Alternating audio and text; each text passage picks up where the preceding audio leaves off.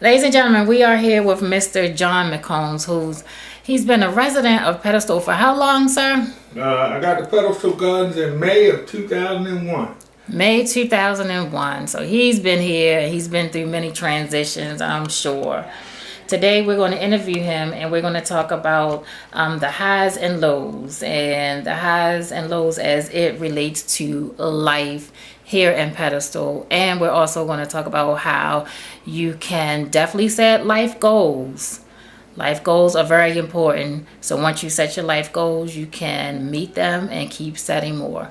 So Mr. McCombs, you've been here for about 16, 17 years, correct? Coming up on 17. Yes, coming up on 17. Coming up on 17 years. So talk a little bit about the transitions here in Pedestal.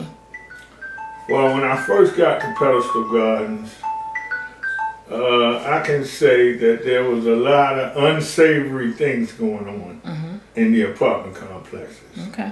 But over the years, new management has come in and I can say more or less successfully cleaned up the most of the problems that were plaguing Pedestal Gardens.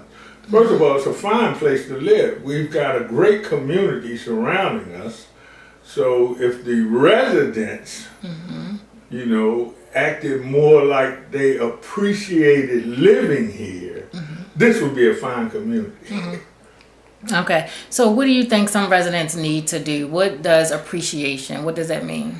In other words, you don't have to act ghetto because you live in the ghetto. And actually, I think we live for Baltimore in a very nice neighborhood here, Pedestal Gardens on Utah Street. We're close to many amenities, travel, healthcare. There's not a lot you need to ask for here at Pedestal Gardens. And the management itself provides, over the 17 years I've been here, they provide opportunities for people to succeed in many different facets. Thankfully for myself, being a former Marine, I took it upon myself to make some changes in my life after I got here. And my life has worked out pretty well. Can you talk about that a little bit? Well, I spent 15 years in the Marine Corps, and I had a serious alcohol problem that I was unable to face. And after being discharged in 1990, I was more or less homeless for the next 10 years because I refused to stop drinking. And then I found myself at a facility for veterans, and my life began to take a turn for the better. And I went to Catonsville Community College in 1998 and graduated from there in May of 2001. And that's when I first came to Pedestal Gardens because I was going to continue my education at the University of Baltimore, which is in walking distance. We have many educational opportunities. You got Micah, University of Baltimore, Coppins right up the street. I mean, so I decided to continue to pursue my education and try to get my bachelor's degree because my youngest daughter, I got there and I ran into some trouble and I started to drink alcohol again. And once I got sober again, she said, "Dad, you gotta go back." And that's what I did. And the blessing from that is in May of 2007, while living here at Pedestal Garden, I was able to change from the type of person my neighbors seen falling down the steps in the parking lot to walk in my apartment with my cap and gown on with a bachelor's degree from the University of Baltimore, a real college.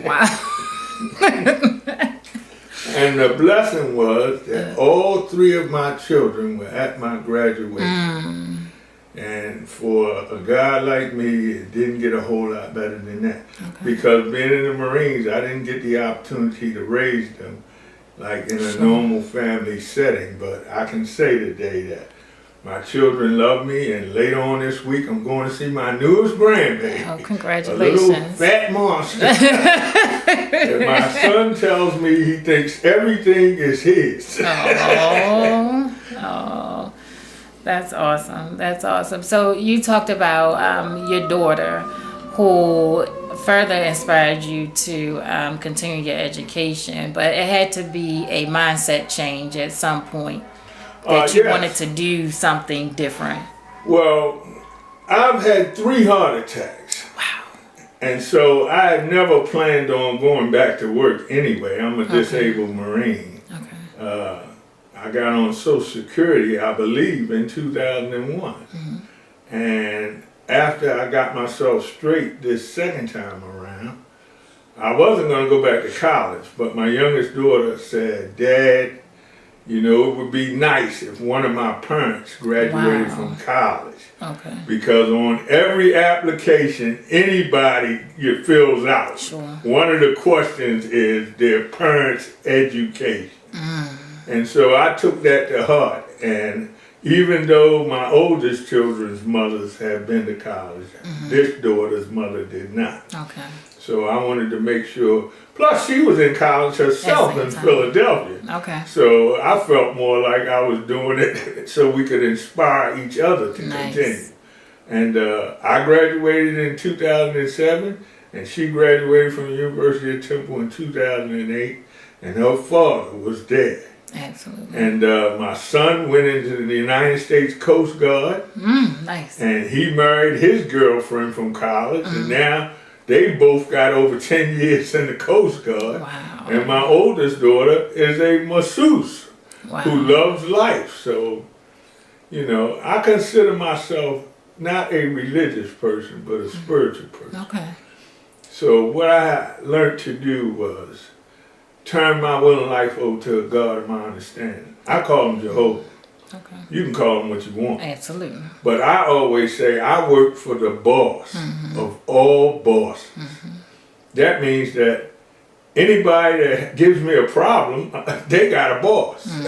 And I'm going to see that boss because I work for the big boss. Right. Right. And I'm going to let him fix the problems that occur in my life instead of me going to the liquor store trying to change the way I feel anymore.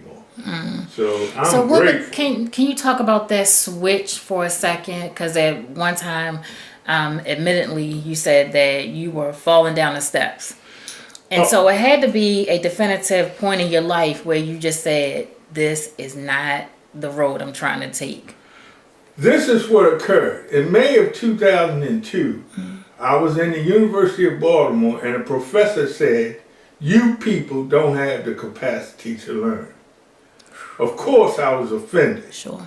So I made every opportunity to allow the university to rectify that problem. And when they didn't, I went to my natural state and decided if I didn't get drunk, being a Marine, I may do something harmful.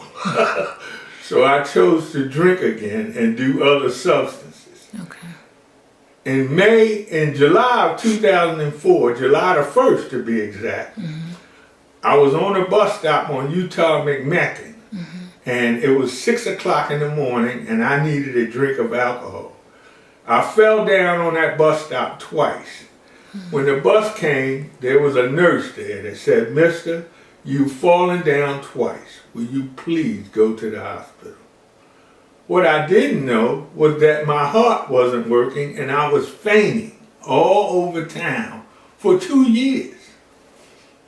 Wow. So I took a suggestion that day for some reason, and I made it to the VA and found out that I had a heart problem that's called ventricular tachycardia.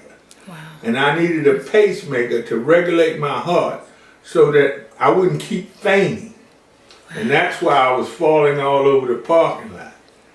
I got so bad that the local liquor store said that I looked too bad for them to sell me alcohol. Now, you gotta be looking bad when you got cash and you can't buy liquor at your local liquor store. That's why I was headed to Lexington Market. Wow. So I took that suggestion and I went in the hospital. And when I got discharged, they wrote on my discharge paper, "No alcohol." Well, if you've been an alcoholic of my type, I was an alcoholic from age 13. And I disregarded that, and the pacemaker in my chest started popping. And if you've seen on television where they hit people with the paddles and say clear, you're being electrocuted. Right. Well, that's what was happening to me in the parking lot out there. I was being electrocuted by my pacemaker. And it knocked me and the EMTs all over that parking lot for at least 20 minutes until they could restrain me on a gurney. And you might think that was traumatic, but the blessing was my higher power, whom I choose to call Jehovah, said, guess what, buddy? Your drinking days are over. And I haven't had a drink since July 29, 2004. And I don't ever intend to have another one because I don't find it necessary to take a drink of a drug to live on a daily basis. I just turn my will and life over to Jehovah God. And I have problems. I have issues. I don't have a car. Baltimore's a dangerous city. I don't want to, you know, walk around with a weapon because I use it. I know how to use it. So I just try to mind my business and go about my day doing the daily things that are necessary, like going to AA meetings, saving people's lives. Good. I consider myself a hero on two fronts. I'm a Marine and I'm a member of Alcoholics Anonymous with a working knowledge of the 12 steps. So I had the capacity to save lives. Absolutely. And I've done it for other men from the facility I was